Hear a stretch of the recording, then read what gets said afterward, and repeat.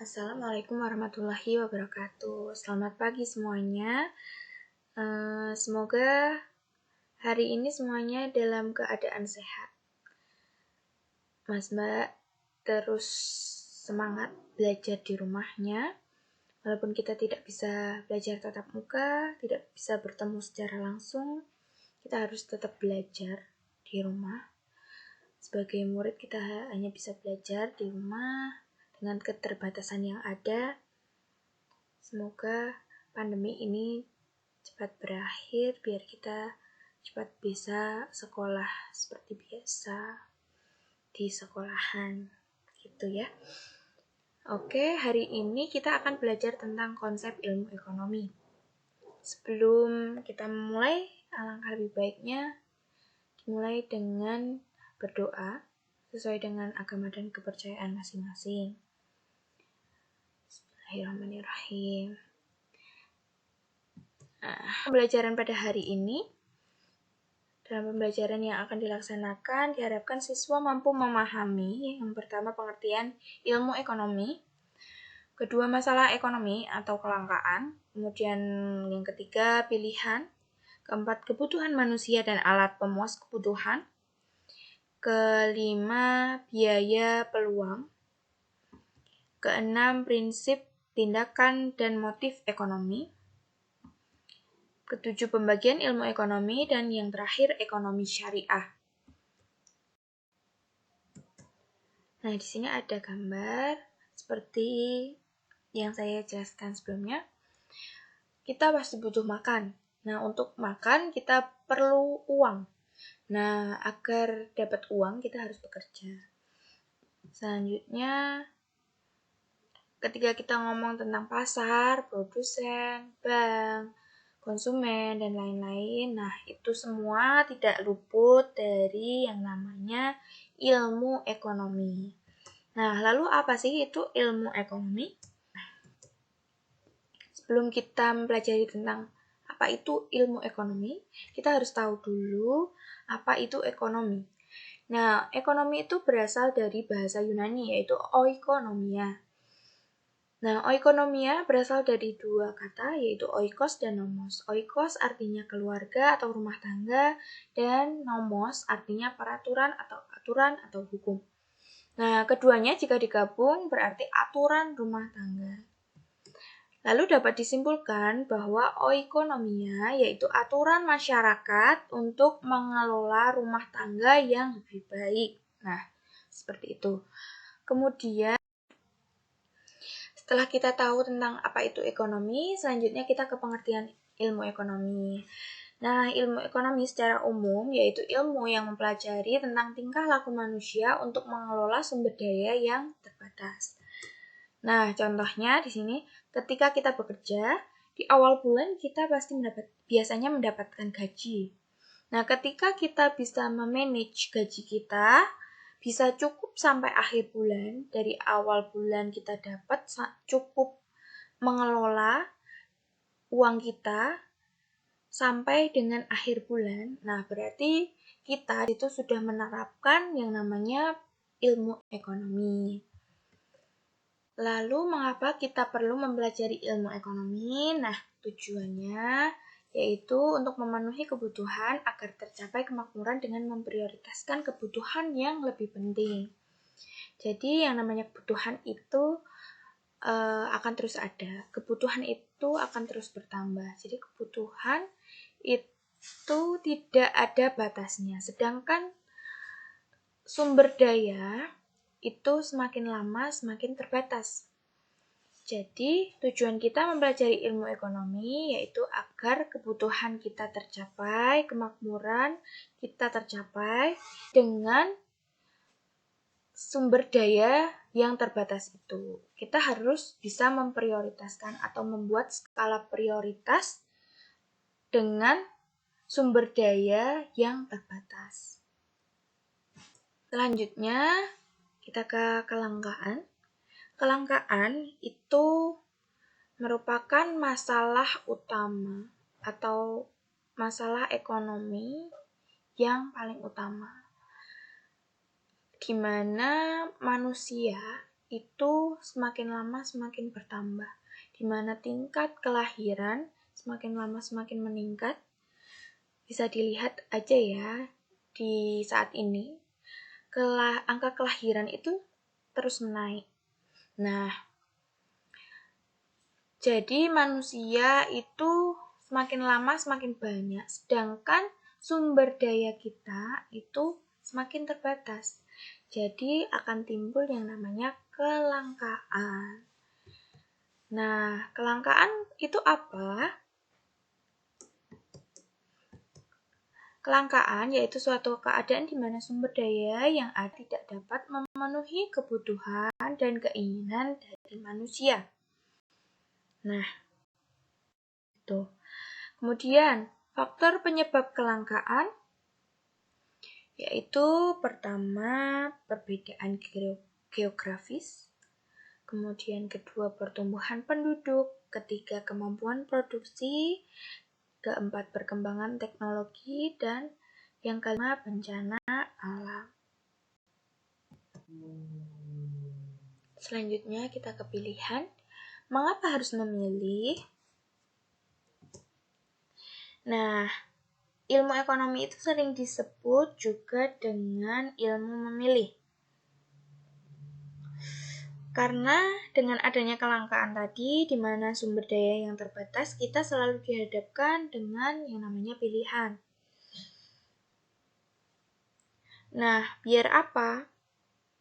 Ya, agar kita dapat memaksimalkan sumber daya yang ada untuk kebutuhan kita. Maka dari itu, untuk menghadapi masalah ekonomi tersebut, ya kita harus menggunakan ilmu memilih. Dalam memilih, kita harus mengetahui perbedaan antara kebutuhan dan juga keinginan. Apa itu kebutuhan? Sebelumnya kita sudah belajar tentang kebutuhan. Nah, setiap orang itu selalu berusaha untuk memenuhi kebutuhannya. Kebutuhan adalah segala sesuatu yang dibutuhkan manusia untuk mempertahankan hidup, serta untuk memperoleh kesejahteraan dan kenyamanan. Apa itu keinginan? Nah, di sini ada yang saat ini menginginkan sate. Nah, pasti ada ya. Ada yang pengen sate. Nah, keinginan adalah segala sesuatu, kebutuhan lebih terhadap barang ataupun jasa yang ingin dipenuhi setiap manusia pada suatu hal yang dianggap kurang. Jadi, yang namanya keinginan itu akan terus bertambah. Misalnya, saat ini sudah punya HP. Kemudian misalnya HP-nya itu Oppo. Nah, ketika kita sudah punya HP Oppo, kita biasanya pasti menginginkan HP yang lebih bagus, lebih baru. Nah, misalnya iPhone 10. Terus kita udah punya iPhone 10, ganti lagi kepengen iPhone 11 dan seterusnya seperti itu. Nah, itu yang namanya keinginan. Selanjutnya kita ke skala prioritas. Nah, dalam kehidupan ditentukan adanya prioritas untuk memenuhi kebutuhan, yaitu berdasarkan tingkat kepentingan terhadap barang ataupun jasa. Nah, tadi kan sudah disinggung sedikit tentang skala prioritas, di mana sumber daya kita itu kan terbatas, sedangkan kebutuhan kita itu akan terus bertambah dan tidak terbatas. Nah, maka dari itu kita harus bisa menentukan skala prioritas.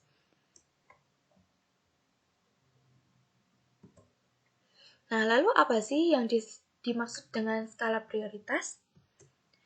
Nah, skala prioritas yaitu ukuran kebutuhan yang tersusun dalam daftar berdasarkan tingkat kebutuhan. Seperti itu. Kemudian selanjutnya hal yang mempengaruhi skala prioritas. Nah, yang pertama, tingkat kepentingan atau urgensi. Nah, tingkat urgensi yaitu tingkat kepentingan suatu kebutuhan yang harus dipilih dan harus diutamakan. Mana yang lebih urgent, yaitu mana yang diprioritaskan. Yang lebih urgent itu yang diprioritaskan. Nah, kedua, pertimbangan masa depan. Ketika kita memutuskan skala prioritas kebutuhan kita, sering kali dipertemukan pada opsi yang sulit. Agar tidak menyesal di masa yang akan datang, maka pertimbangan masa depan menjadi hal yang perlu dipikirkan. Nah, kemudian yang ketiga, kemampuan. Kesanggupan kita untuk memperoleh pilihan yang telah ditentukan, baik dari segi ekonomi maupun dari segi keahlian, sehingga pilihan yang diambil itu dapat sesuai dengan kemampuan kita. Kemudian, tingkat pendapatan. Ketika kita memutuskan skala prioritas kebutuhan, kita juga menyesuaikan dengan tingkat pendapatan kita. Kemudian yang nomor 4, kita akan membahas tentang kebutuhan dan juga alat pemuas kebutuhan. Nah, kebutuhan ialah segala sesuatu yang diperlukan manusia untuk mencapai kemakmuran. Nah, misalnya pedagang sate. Kebutuhannya pedagang sate itu apa? Misalnya alat pembakar ya, alat untuk bakar sate itu ya, kebutuhannya. Nah, lalu alat pemuas kebutuhannya apa? Alat pemuas kebutuhannya misalnya arang. Nah, seperti itu. Itu kebutuhan dan alat pemuas kebutuhan. Pasti udah paham ya, karena kemarin sudah mengerjakan tabel kebutuhan dan alat pemuas kebutuhan, dan saya lihat juga sepertinya udah pada paham. Gitu. Kebutuhan kemarin ada berapa? Ada 9 macam. Nah, ini juga pasti udah pada paham karena sudah ditugaskan ya kemarin. Nah, kebutuhan ada 9. Menurut tingkat intensitas, menurut sifat, menurut subjek yang membutuhkan, kemudian menurut waktu. Nah, ini kita skip aja karena kemarin sudah dibahas. Faktor yang mempengaruhi kebutuhan. Yang pertama yaitu peradaban. Kebutuhan zaman dahulu dengan zaman ini itu berbeda. Nah, kebutuhan manusia dulu itu masih tertuju kepada kebutuhan primer. Seiring berjalannya zaman, semakin berkembang pula jenis kebutuhan. Manusia membutuhkan makanan atau pakaian yang lebih bervariasi. Kalau dulu kan cuma kebutuhan primer. Nah, kemudian yang kedua dari faktor lingkungan. Kebutuhan daerah dataran rendah dan dataran tinggi itu tentu saja berbeda. Kebutuhan masyarakat pesisir atau dataran rendah akan lebih membutuhkan jaring, perahu, pancing, kemudian kapal untuk menangkap ikan di laut. Nah, seperti itu. Kemudian, sedangkan manusia di daerah dataran tinggi atau pegunungan itu lebih membutuhkan cangkul, benih, tanaman, atau pupuk untuk bercocok tanam. Nah, kemudian yang ketiga ada adat istiadat, faktor adat istiadat. Tradisi adat Jawa dengan Bali itu kan berbeda. Misalnya adat Jawa, pria Jawa itu memiliki tradisi untuk menggunakan blangkon. Kalau Bali menggunakan apa?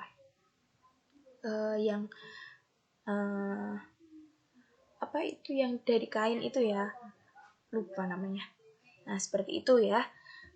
Kemudian dari agama. Faktor agama, Islam itu butuh Al-Quran, mukena, peci, dan lain-lain. Misalnya penganut agama Islam itu butuh Al-Quran untuk belajar mengaji dan mengamalkan, dan di dalam agama Islam itu dilarang mengonsumsi daging babi. Sedangkan agama Hindu membutuhkan sesajen sebagai sarana ibadah atau sering disebut upacara keagamaan, dan dalam agama Hindu itu dilarang memakan daging sapi. Nah, seperti itu. Kemudian selanjutnya alat pemuas kebutuhan itu bermacam-macam ya.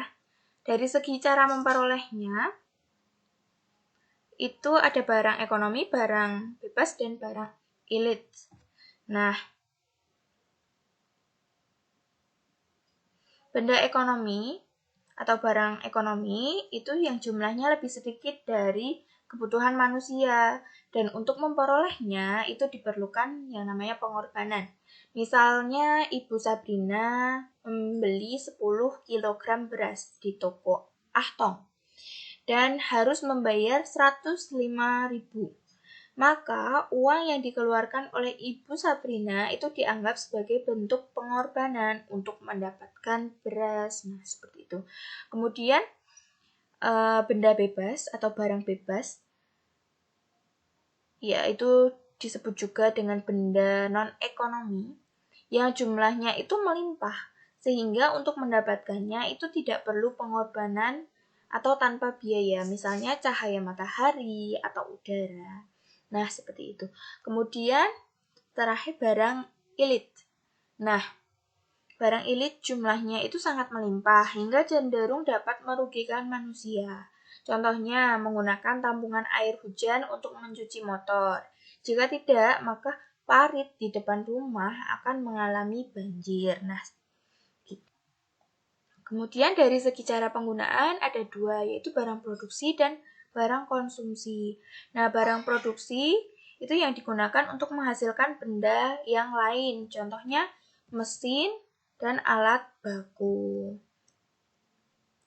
Nah, mesin itu barang produksi tahan lama. Kemudian barang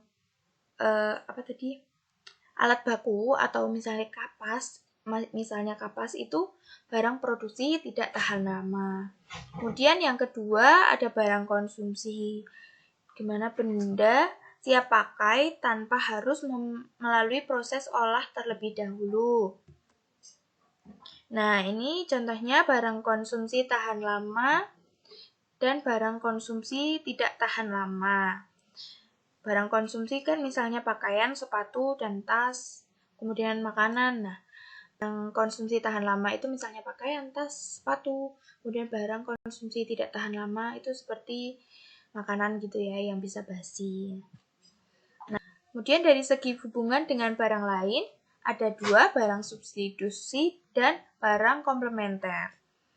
Nah, barang substitusi yang fungsinya itu dapat menggantikan peran benda lain. Di sini contohnya daging sebagai protein ya. Nah, barang substitusinya telur gitu.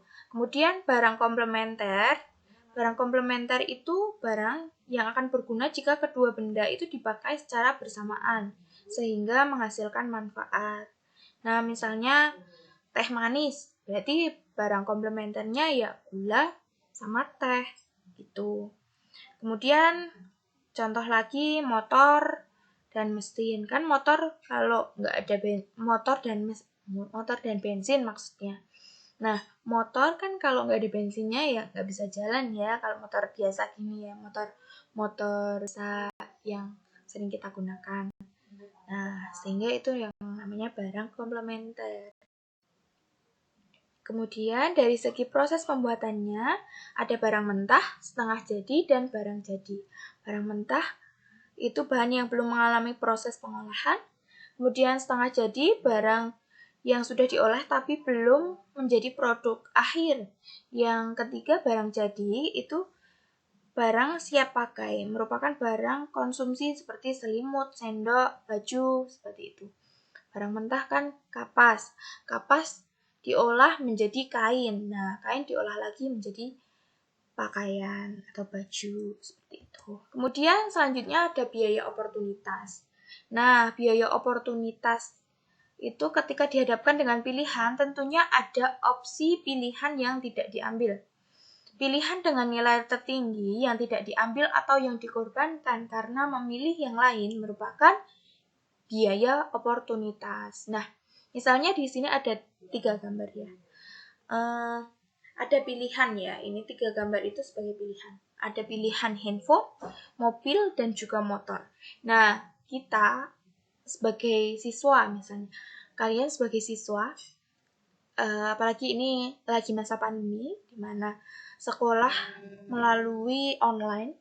Jadi kebutuhan utama kita, kebutuhan yang paling penting di antara 3 ini yaitu handphone, ya kan? Nah, karena kebutuhan penting, kebutuhan prioritasnya adalah handphone. Nah, maka jika kita disuruh memilih 3 ini, kita akan memilih handphone. Misalnya seperti itu. Nah, lalu manakah biaya oportunitasnya? Nah, karena kita memilih handphone nih, berarti yang tidak dipilih ada mobil sama motor. Nah, mana yang lebih mahal? Mana yang lebih tinggi biayanya yang dikorbankan? Nah, berarti yang paling tinggi mobil ya harganya. Nah, berarti biaya oportunitasnya yaitu harga sesuai dengan harga mobil itu. Biaya harga mobil itu adalah biaya oportunitasnya, seperti itu. Sudah jelas ya? Selanjutnya, kita ke prinsip motif tindakan ekonomi. Nah, prinsip motif tindakan ekonomi itu sudah dibahas di depan ya. Pengorbanannya seperti apa, hasilnya seperti apa. Coba.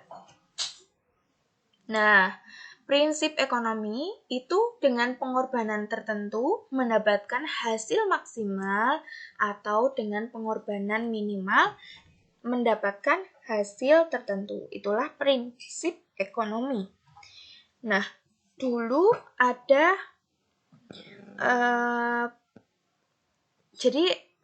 dulu itu sebenarnya kurang tepat jika dikatakan bahwa prinsip ekonomi adalah berusaha mencapai hasil atau tujuan sebesar-besarnya atau maksimum dengan biaya atau pengorbanan yang sekecil-kecilnya atau minimum. Nah, dulu ada yang seperti itu ya. Ada prinsip ekonomi adalah seperti itu tulisannya. Berusaha mencapai hasil atau tujuan sebesar-besarnya atau maksimum dengan biaya atau pengorbanan yang sekecil-kecilnya atau minimum. Nah, kenapa itu kurang tepat? Nah, hal itu kurang tepat karena hanya akan melahirkan manusia liberal yang serakah dan menghalalkan segala cara untuk mendapatkan keinginannya. Jadi, keinginannya terpenuhi secara maksimum dengan harga yang sekecil-kecilnya. Nah, itu nanti kan jadi manusia yang serakah. Nanti seperti itu. Nah, kemudian, motif ekonomi. Alasan yang mendorong orang untuk melakukan kegiatan ekonomi untuk mencapai kemakmuran. Nah, itu namanya motif ekonomi. Nah, motif ekonomi ada 2, yaitu motif intrinsik dan motif ekstrinsik. Intrinsik berasal dari dalam dan motif ekstrinsik berasal dari luar, gitu ya. Tindakan ekonomi, aktivitas yang dilakukan manusia untuk memenuhi kebutuhan hidupnya agar mencapai kemakmuran atau kesejahteraan. Seperti itu. Nah, pembagian ilmu ekonomi kemarin udah ya, ada 3. Ilmu ekonomi deskriptif, ilmu ekonomi teori, dan ilmu ekonomi terapan. Ilmu ekonomi deskriptif itu mengumpulkan kenyataan atau ilmu yang mengumpulkan semua kenyataan penting yang berhubungan dengan suatu persoalan ekonomi atau topik ekonomi tertentu. Nah, contohnya seperti sistem pertanian, perkembangan sektor industri, dan keadaan ekonomi di suatu daerah tertentu. Nah, selanjutnya ada ilmu ekonomi teori. Ilmu ekonomi teori yaitu analisis ekonomi yang berusaha menjelaskan, mencari pengertian, hubungan sebab akibat, dan juga cara kerja sistem ekonomi. Nah, ilmu ekonomi teori itu ada dua cabang. Nah, ada makroekonomi dan mikroekonomi. Sesuai dengan namanya ya, makro itu besar, maaf. Nah, mikro itu kecil.